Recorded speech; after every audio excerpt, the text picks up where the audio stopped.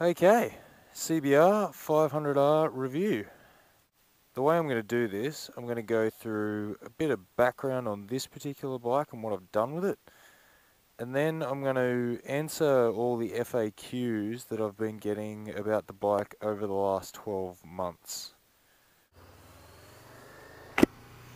Okay, let's do it. First thing, my background with this bike. I've had the bike about 12 months now. I've done about 9,000 kilometers on it. I have been to the drag strip.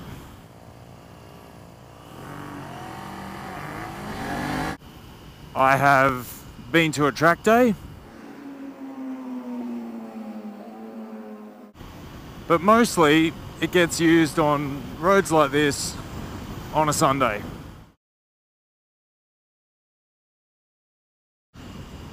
So by far and away, the most common question I get about this bike is it a good first bike? Can I get a Honda CBR500R as my first bike? In my opinion, in a word, yes. Yes, you can. Now you're probably going to want me to elaborate a little bit on why that's the case. So I'm going to go through a couple of bits and pieces. Reason number one, it's got ABS. Now people debate this till the cows come home, but when you're first starting out, I'm of the opinion that ABS is a good thing for a learner bike. So, this bike has ABS, tick for first bike. Second thing I think this bike's got going for it is the lazy nature of the engine and the torque. So a few of the 300cc learner bikes, for example, you have to rev them pretty hard to get the most out of them. And they really don't have any torque at all low in the rev range. So if you're not familiar with the bike, it's a 471cc parallel twin. I'll chuck the power and torque figures up on the screen. But it only revs to 8,500 RPM, so it's not a screamer of an engine. It's a really detuned commuter style engine. But the benefit of that is, where you've got to rev the 300 learner bikes to get the best out of them, this will pull from pretty much 2,500 to 3,000 RPM. So if you're a learner and you get caught in the wrong gear, it's not going to cough and splutter and chug. It'll just pull slowly out of the corner. And what that all means, I guess, is that it's just a forgiving engine. It doesn't punish you if you're in the wrong gear. Number three, the bike's fuel injected, which I think helps a little bit again with that forgiveness. Just means that the fueling comes on reasonably smoothly and you can start it cold and ride it straight away. Just little things that make it easier for a beginner rider. The other thing that I think makes it good for beginners is it's not a heavy bike. So a CBR250 weighs about 160 kilos. This thing only weighs about 180 kilos, so it's not a big increase in weight for what I think is a lot more performance and a lot more of a grown-up bike. Alright, what about performance? How's the performance on the CBR500R? Well, I guess if you want a measure of like pure acceleration, you can go check out my video at the drag strip. That'll give you a feel for what it's like from a standing start. I guess I would describe the engine performance as adequate.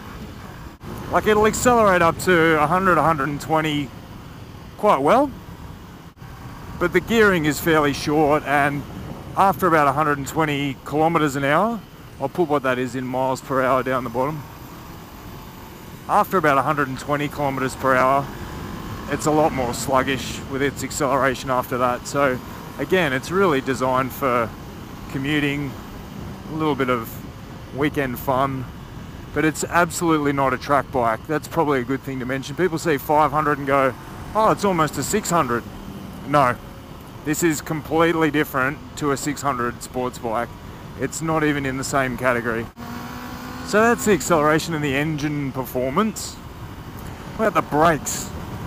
Well, it's a pretty basic braking setup. Like I was saying, you've got ABS, which is good. But the brakes themselves, you've just got a single rotor with a 2-piston caliper.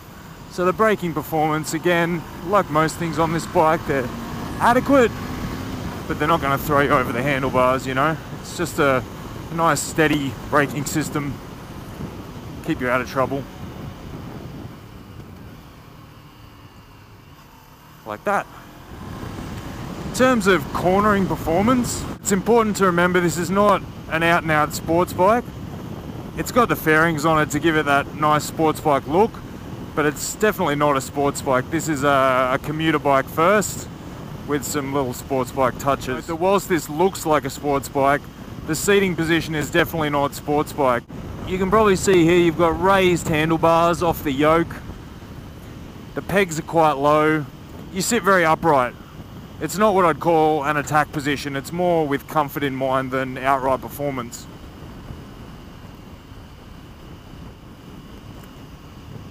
The front fork is a fairly basic, non-adjustable item. But I think for this bike, it gives pretty good performance. I mean, you don't get great nosedive under hard braking. It's quite composed through the corners. The ride quality is good without being jarring. I think it suits the bike quite well. I'm not going to spend too long talking about the specs of this bike because you can find them online, but a couple of things to note. The bike's manufactured in Thailand. Not that I think that's a problem, but it's just worth noting that these bikes aren't manufactured in Japan. And another thing to note is that if you don't like the sports bike look, the CB500 actually comes in 3 different varieties. You've also got a CB500F, which is the upright naked bike, and you've also got a CB500X, which is their lightweight adventure style version. But all bikes have the same engine, same gearbox, same dash. They share a lot in common, so if you don't like the sports bike look, you've got a couple of other different options in this configuration which you might prefer. Okay, another question I get asked a fair bit is, well, is this a reliable bike? And to that I would say, it's your typical Honda, in my experience. In the 12 months I've owned this bike, I've not had a single thing go wrong with it. In terms of maintenance costs, actually I don't know the service intervals, but you really only need to get it serviced once a year. So you've got an annual service that's a couple of $100. I've had to replace a rear tyre, but if you get like a sports touring compound, your rear tyre will last you 8,000 to 10,000 kilometers as well. I guess fuel economy is another factor in terms of running costs. And again, like this bike is phenomenal in terms of that. I get like 25 kilometers per litre on this thing. So you're certainly not going to go broke filling this thing up with fuel. Oh, and the other thing, insurance. Because it's a small capacity bike, insurance is cheap for it as well, you know. The first one is the fuel filler cap. And I mean, this isn't a big deal, but the problem with it is it's not on a hinge. So when you get to a petrol station and open it, you got to find somewhere to put it down because it's not attached to the bike.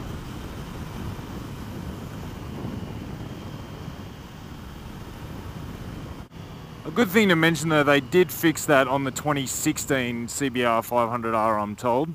Second thing I'm not fond of with this bike is that it doesn't have a gear position indicator.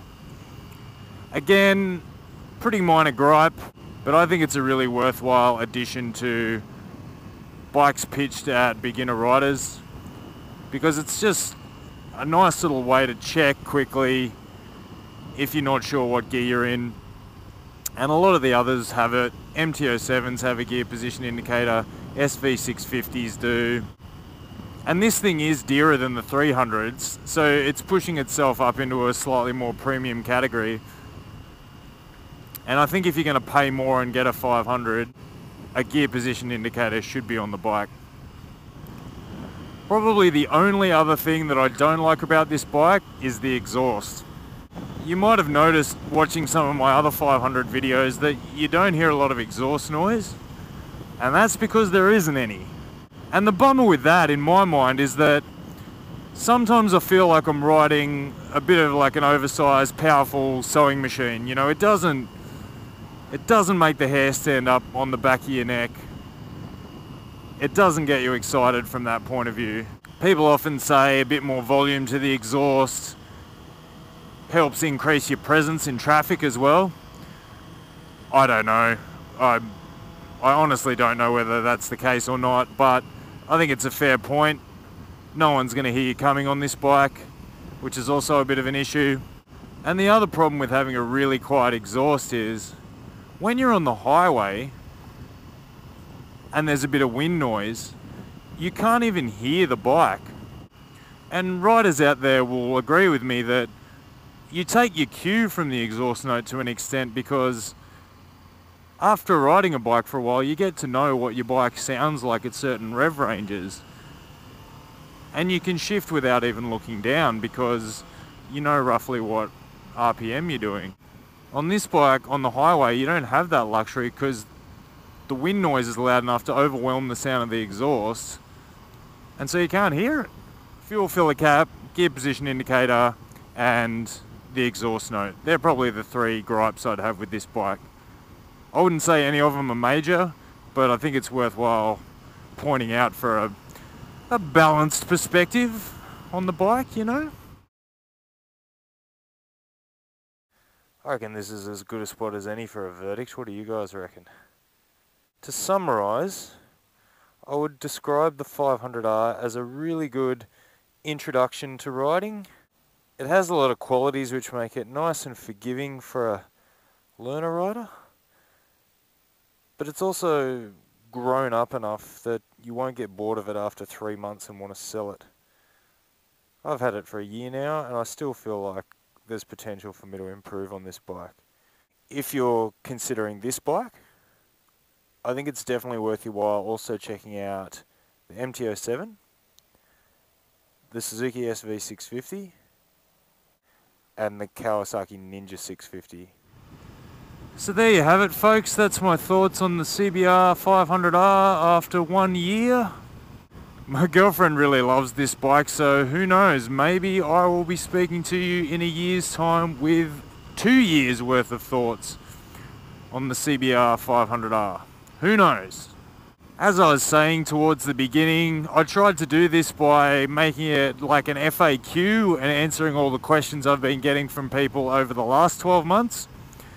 But if I've forgotten something, if there's something else you want to know about the CBR500R, please, by all means, leave a question in the comments below and I will answer it to the best of my knowledge. So that's it for the review, folks. I hope you found it useful. Let me know your thoughts in the comments. Speak to you again soon.